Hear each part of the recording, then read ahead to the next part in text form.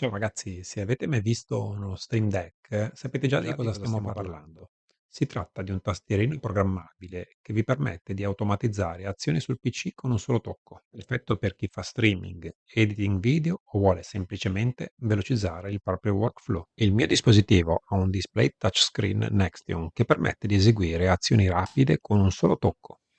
A differenza poi delle classiche tastiere macro con i tasti fisici che costano anche un botto, qui possiamo configurare e personalizzare ogni pulsante a seconda delle nostre esigenze.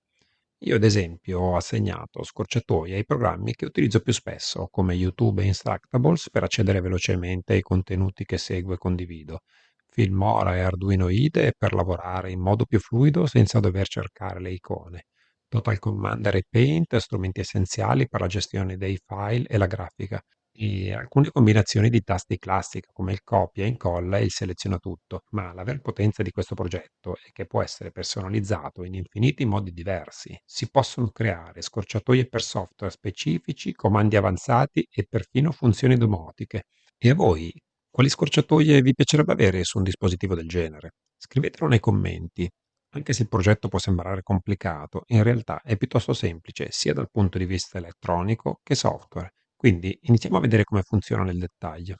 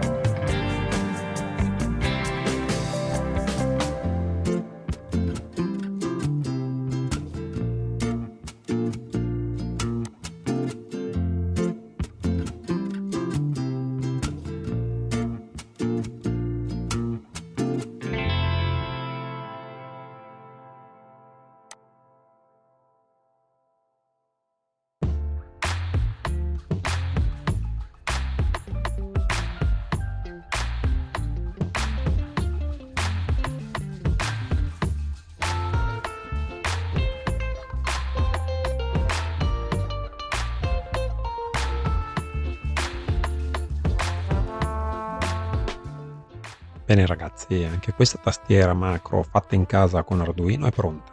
Devo dire che dopo averla usata per un po' mi ha davvero sorpreso per la comodità e la velocità con cui posso eseguire le scorciatoie che uso più spesso. Se questo progetto ti è piaciuto, lascia un like e fammelo sapere nei commenti quali funzioni aggiungeresti alla tua tastiera macro.